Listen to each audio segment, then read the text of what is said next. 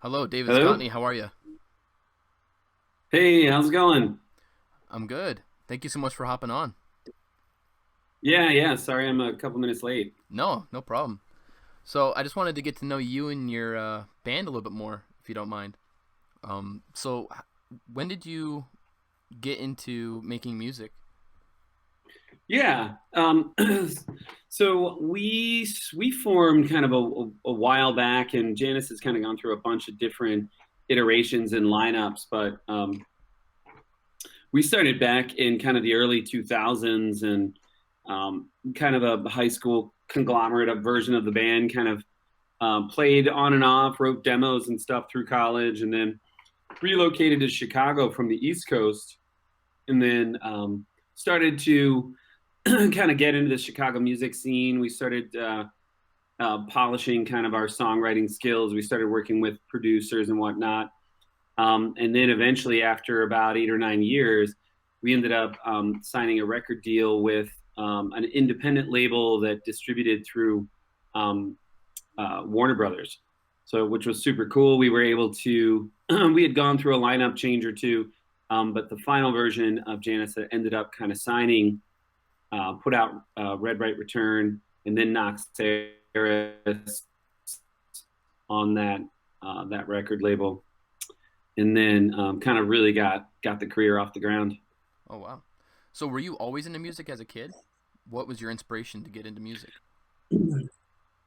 Yeah, so when I was young, I would say I started to get into music um, just through friends that had lived in, had gone to other high schools and stuff, kids that I'd grown up with that had kind of traveled around, moved around a bit, and then I got exposed to kind of some early heavy metal, Suicidal Tendencies, Motley Crue, some kind of 80s hair metal, but then quickly discovered bands like REM and The Cure and the Smiths, and some of this kind of darker, moodier Britpop stuff really started to kind of open my eyes up to kind of moodier melodic music. And then from there, kind of quickly fell in love with more American modern metal. I would say Helmet's a band that was a big influence on me. Grown up, absolutely love that band. Yeah. And then got into other types of bands with just distorted guitars, 311, and got into the Deftones, and uh, became big fans of Chevelle and some of those bands, some of those more harder edge bands from that era. Um, yeah, Yeah. all that kind of. If you take some of the metal and then some of the Cure, mix it all up into a pot, it'll probably make sense as to what I've been doing with music for the last 10 years or so. Yeah. You guys kind of have the sound of like Breaking Benjamin or 3 Days Grace kind of sound. Sure. At least to me, at least. That's kind of Sure. like what it's similar to. Yeah, it's not bad company to be in. We've actually played shows with both those bands, and great bands, great guys, really passionate about their songwriting and whatnot. So yeah, I saw online that there are some albums that people can't really get a hold of, like Orifice. yeah, Um, that well, I would call that more a collection of high school demos. I gotcha. But the I would say the one album that's not released that we are going to release, hopefully in the next couple months, is an album called Armor. So it's Right. really the record that predates Red Right Return, right before we got signed, and it's got some really cool, edgy, awesome kind of uh, raw sounding, kind of grassroots versions of who we were becoming as a band that I'm super excited to kind of get out there into the world. So we're working on a new single now. It's almost done. We're going to be mixing it probably next month, mastering it, and then the album Armor is teed up, ready to drop. We're just going to release it with a new single. That's awesome. If Yeah. you could tell me like what your music genre will be from here on out, will it be more harder? Do you think, or do you think it'll be a little bit more softer? What's your kind of focus musically? So I'm definitely leaning into harder, edgier stuff. I'm absolutely a huge fan of Bring Me the Horizon and some of the Of stuff that they're course. doing. I feel like I feel like that singer is really pushing the boundaries in terms of kind of adding an edge to just melody writing, vocal performance. He's got a really cool deep register, lower register to his voice that he's been pulling out and working into a lot of the new stuff. So I can only handle so many songs of the early scream stuff. Yeah. But once he started branching out into more melody writing and introducing other colors and shades and tones in his voice. Oh yeah, I think all music today is kind of just the genres of music now are just like all kind of combining into one huge thing. Yeah, and I'm drawn to kind of some of those bands that are taking kind of the metal and more aggressive stuff. I'm a huge fan of Periphery. Big fan of Starset, actually. I think that guy's a cool melody writer. He's kind of blending this almost cinematic, pads and synths and stuff into rock music, which is kind of cool. It's almost like mini rock operas that he's kind of producing. So I would say more heavier, but then there's a couple kind of things that I'm doing just on the side too that are kind of super tripped out mellow versions of songs. Actually, I just opened up a TikTok account just so I can start putting little clips of music out there solely for the purpose of just putting little vocal clips out there. But working on a Bring Me the Horizon cover of Sleepwalking, which is it's a really good song. It's a cool song. And if you actually, once I learned a little bit more about songwriting, song structure, working in and out of keys, musical keys, programming keyboards, writing strings and drums and all that good stuff. So been super into deconstructing songs from other bands. And that's a really cool, almost nursery rhyme bedtime hymn if you actually break down the music and the melody of that song. So I ended up just posted a clip of a vocal performance of interpreting that cover like an octave down and sung super moody with some super trippy mellow programmed instruments. That's awesome. Yeah, and I'm pretty easy to find on there if anybody wants to follow along. Just David Scotney, and I'll be posting some more vocal clips of some of the new songs actually this week. That's awesome. So on your album, Red Right Return, it seems like, if I'm guessing correctly, it seems like it was based around war. So not so much actually. The theme and the artwork, it was more intended to be ironic, just in the sense that we really wanted to wrap a theme around that artwork and the presentation of it, and I thought there was nothing more ironic than putting this Russian constructivist kind of hard exterior looking facade to what I thought was a very introspective personal record, emotional record.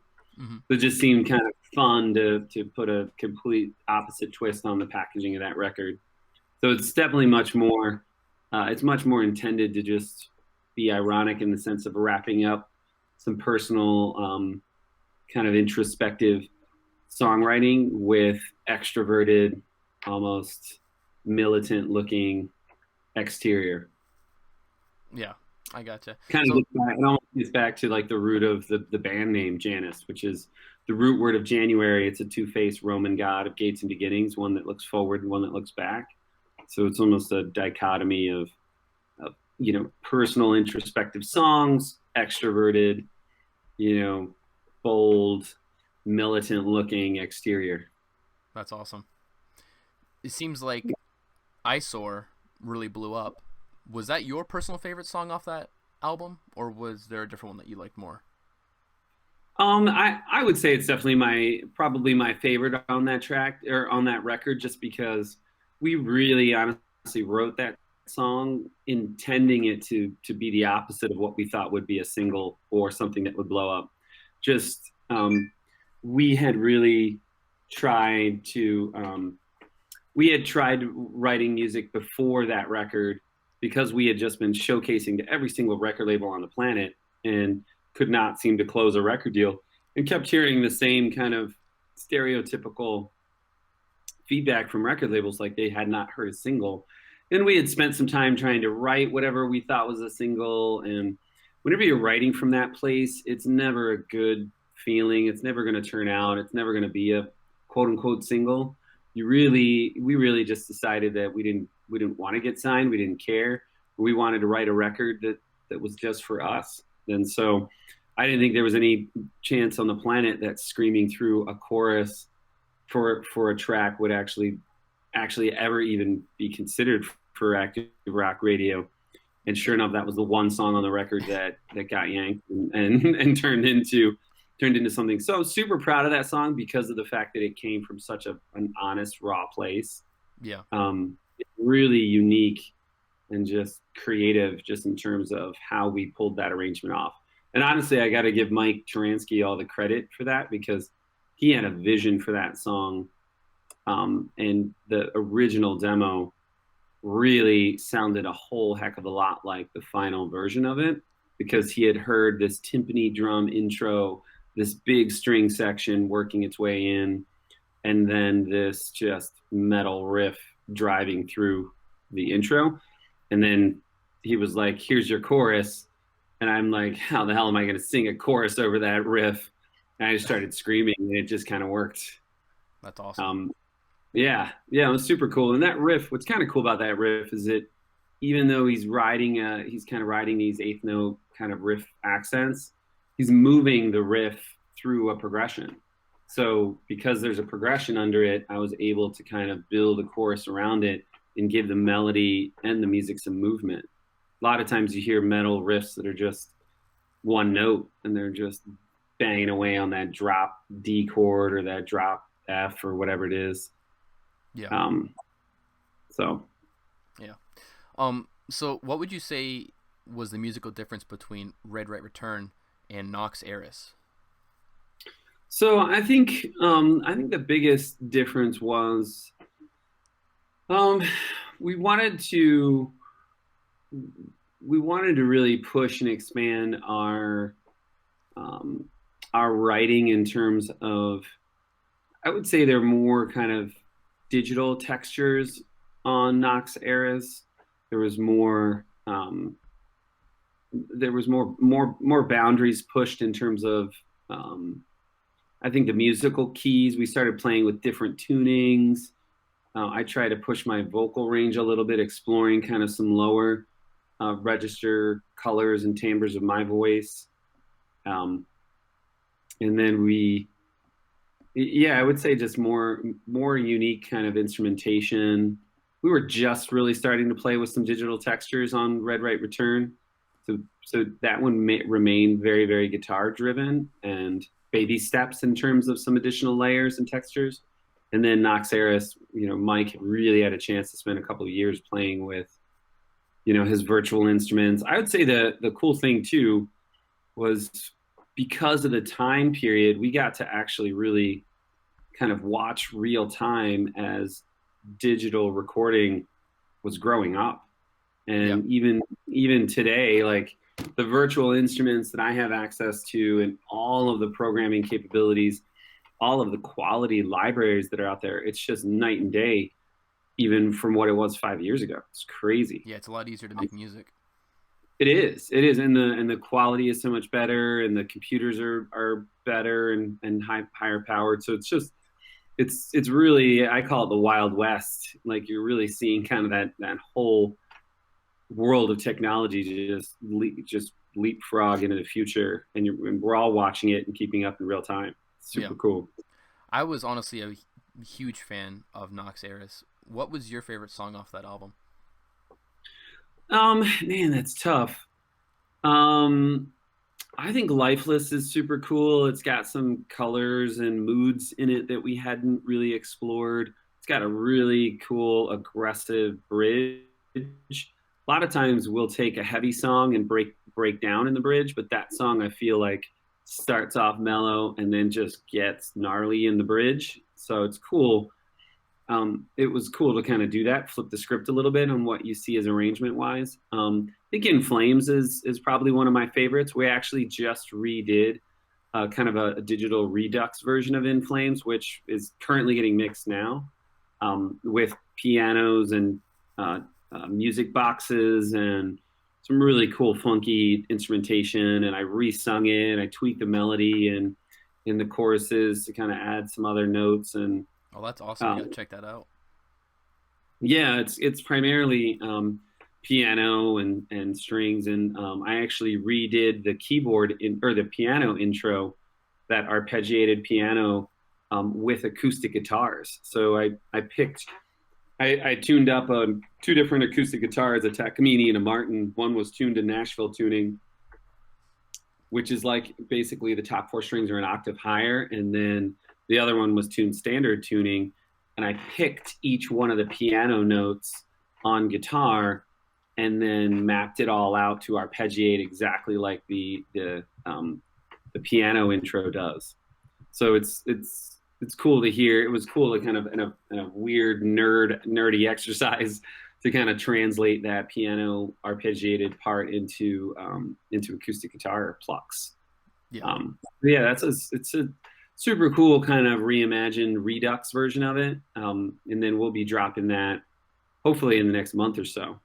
Yeah, I can't wait to hear that Armor record redone. That'd be really cool to hear. Yeah, Armor. Just released basically, I think is what you're saying. Yeah, there's a song called BZ on there, which is really, my mom's retired from the military, almost 30 years service in the Army, and so I've been in and around the military kind of my whole life, and I had done some research just on. There's actually a movie called Jacob's Ladder, which I highly recommend go watch, but it's they touch on the subject of testing out LSD on troops in Vietnam to kind of turn them into super soldiers, and they ended up just kind of going crazy and killing each other. But the chemical drug that they tested on some of these test subjects was called BZ, and so I kind of wrote a song just about kind of touching on that subject matter, getting into that. And that song, there's some pterodactyl screaming on that song that makes your ears bleed. It's kind of the first time that scream ever really kind of came to life. And there's a lot of it in that song, and it's wild. Out of all the songs that you've done, which one would you say that you are the most proud of, that defines you as an artist? I would say eyesore is probably a really, really great time capsule of who we are, and just in the sense of it's got this songwriting dimension that I don't think a lot of artists really are pushing in that metal world. There's a lot of 4 on the floor guitar riffs that sound a lot alike. There's a lot of creativity in kind of, I think, what Mike wrote for that song, and then particularly the subject matter really sums up any of the stronger themes or motifs I've tried to push through my songwriting. In terms of, be true to yourself as an artist or as a human being, whether it's music or art. Maybe you're really, really passionate about carpentry and working with wood, and you're a craftsman. And as long as you stay true and listen to the whispers inside of your heart and your voice, the voices in your head, you'll always be able to look in the mirror and be proud of what you see. I think it's the people that are trying to be something they're not, going against their own grain, that you really run the risk of looking in the mirror and seeing that eyesore. And that's really what that song's about. Wow. Yeah, it's definitely one of my favorites for sure. Cool. Yeah, I'm hoping to, there's some of the new stuff that we're writing now too, I'm super proud of. I think we are really trying to push the boundaries of songwriting. Mike started playing guitar again and sending me tons of stuff, and I've been actually writing recently a lot of music and programming. I've released a couple songs just on my own through Janus, Stolen Sisters, and then I did a cover of a Cars song called Drive. I don't know if you've had a chance to check out any of that stuff. I have, and that song was for charity, correct? Yeah, so I got kind of re-inspired to took a break from Janus actually for about 5-6 years to. You started up a restaurant, right? I started getting into Neapolitan style pizza just as an art form, as a passion. I'm still obsessed with Neapolitan style pizza. Not super passionate about the restaurant industry per se, but super passionate about the craft and the art form of making that style of pizza. It's really, it takes a lot of time and patience and attention to really become a master. Yeah, I followed your food account, and that food looks good. I wish I Thanks. was out there to try it. I'm all the way Yeah. in the New England, Vermont area. Oh, nice. Well, there's a lot of great pizza up in. Are you in Vermont? Yeah, Burlington actually. Burlington. Oh yeah, I love Burlington. It's a cool town. Yeah, yeah. There's a cool radio station out there that we played acoustic on back in the day. Was it 999 The Buzz? It could have It's a been. rock station. That's the only rock station here, so I'm guessing Yeah. this is it. Yeah, it was definitely the buzz. And then we were touring with Sick Puppies. They came out to the show that night. Oh, you did a tour in Burlington? Yeah, we came through Burlington. That Yep. would have been Higher Ground. Yeah, The venue Higher Ground. Yep. yeah, it's a cool club. Super cool club.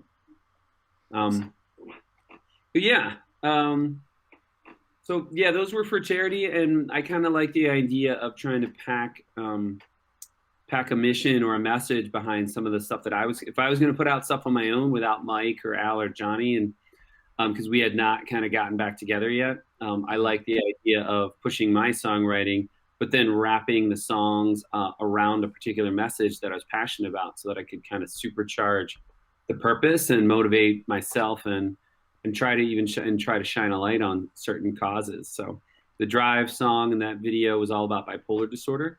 Mm-hmm. And then Stolen Sisters was all about missing and murdered Indigenous women and girls. Wow. So what made you want to write about, we'll do a cover of a song, The Cars, about bipolar disorder? So I have a family member that my whole family's been trying to support with bipolar disorder, and it's amongst many other kind of other mental health challenges. And I literally knew nothing about it. It's been extremely frustrating and challenging for us as a family to kind of figure it out. So as I was kind of trying to learn more about it, I had heard the Drive, the original '80s version of that song, and it's kind of mellow. It's a lot of keyboards, kind of slow, Mm-hmm. and but when I actually listened to the lyrics, it kind of caught my ear, and I was like, you know what? I always thought this was about just him taking his girlfriend home or something, or just talking about another girl. But it's really, once you get into those lyrics, it's totally about mental health. And if you watch the original video, it's very, very obvious. It's about him trying to get through to someone and support somebody with mental health issues. And so as soon as I kind of discovered that, it resonated a chord with me personally. And then I had done 3 or 4 versions of a cover of that song, and it just was falling flat. It didn't feel ownable. It didn't feel original. But as soon as I kind of turned up the distortion guitar and then dug into kind of that 8th note pattern with a trem, Mm-hmm. And then rocked up the drums, I found, and then really tweaked how I was going to sing it, I found a cool way to kind of put my own twist on that cover song and really make it feel rocked up, a lot more intense than the original. And then once I got a version of it that really felt like it was ownable and it felt like it was my own spin, then we decided to shoot a video for it and then start working in some statistics into the video about bipolar disorder, just to try and start the conversation, get people talking about it. Yeah. And we did an acoustic performance of that song at my place here in Lake Geneva, and we were able to raise several $1,000s for a local charity. So it's super cool. Yeah. So now that you started a family, does your kids like to listen to your music? What do your kids think about your music? Oh, that's a good question. So my kids, they're fascinated by it, and I think they actually all really liked eyesore when I play it for them, because they just can't picture their dad screaming like that. Because I'm pretty chill at home, super chill. I would say I'm definitely the chiller of the 2 parents. But I think they're interested, and they both like to all three of my kids really love music, kind of in their own way, and they're very curious about it. They don't really ask a lot of questions, um, but they're definitely super curious. That's awesome. Yeah. What do your kids think about your pizza? Um, one of them likes one of the pizzas, but she likes to take all the cheese off and just eat the pesto on the bread. And then the other kid, my son does not eat our pizza. So yeah, they're picky. They're picky kids, picky eaters. Bummer. Yeah, it's all good. They'll. I actually love all different kinds of pizzas. A lot of people think because I'm passionate about Neapolitan style pizza that I'm a pizza snob. I'm just the opposite. I'm super promiscuous when it comes to my pizza. I like Hmm. it all. I like gas station pizza. I like frozen Tostino's pizza. I like it all. Oh wow. So what's your favorite like what is it called? Fast food pizza like Domino's, Papa John's. What's your favorite If for quick pizza? if I'm gonna actually go there and do the fast, I would say the thin and crispy from Domino's, no sauce, and every single veggie that they have in the house. Now, what's the worst pizza that you wouldn't eat? I would say the worst pizza, like I've tried it because I was excited to try it, was um, Pizza Hut's Detroit style. They tried to do it, or I don't even know if they're doing it still because it bombed so badly. But they put out a version of it Detroit style, and it just was the grossest thing I've ever had. It was awful. I couldn't even get through. Like I took a bite, and then the whatever funky cheese mixture. Detroit style pizza is kind of hard because it's tough to make, especially at a What is it? mass. Detroit style pizza. So definitely pull up Pinterest or just Google Detroit style pizza. It's a thicker pan pizza, and they call it Detroit because there's a guy who started making pizza at home, and he actually grabbed a steel pan from his auto body shop, and the steel, because of the way it conducts heat, chars up the crust and caramelizes the cheese that was touching the edges of it, creates this kind of crispy burnt cheese edge to the pizza, and that's really kind of what it's popular for. And then it's also known for using brick cheese, which is a Wisconsin kind of, one of the Wisconsin native cheeses. Brick cheese is kind of it's a butterier, stronger, pungent version of mozzarella. It's awesome, but it's really expensive, and there's a lot of bad brick cheese out there. Yeah. So it's hard to produce on a mass scale. So I'm sure Pizza Hut was not actually using really good, expensive brick cheese. They probably found some other cheese fungus to mix in there, which just did not melt right, did not taste right, just kind of threw off the whole thing. The other thing about Detroit style pizza is that they pour the sauce on top. Oh, Yeah, that's weird. yeah, for Yeah. sure. Sorry to go Especially off for on a the tangent about pizza. I I just grew love up pizza. on I grew up on the East Coast, so I grew up in Maryland, and I was spoiled because right in the northeastern corner of Maryland, right by Delaware, and we were a stone's throw from New Jersey. There's a lot of really good New York style slice shops, and I grew up with a New York style slice shop and New York style pizza joint right in my hometown. So I'm used to like the deck ovens, the classic New York style chewy slices. That's probably my favorite style of pizza outside of the Neapolitan style. Oh, I like them both probably equally as much. Yeah. But you probably have a lot of New York style in Vermont, I bet. Oh yeah. There's tons of pizza places all over Burlington, all over downtown.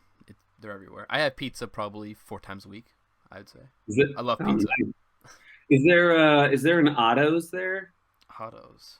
I Otto's OTO kind of started in Portland, but I know they branched out into Vermont and Massachusetts and Rhode Island. But I don't know if they made their way all the way to Burlington yet. No, yeah, they're not in Vermont just yet. I looked them up. They're in the closest one is in South Portland, Maine.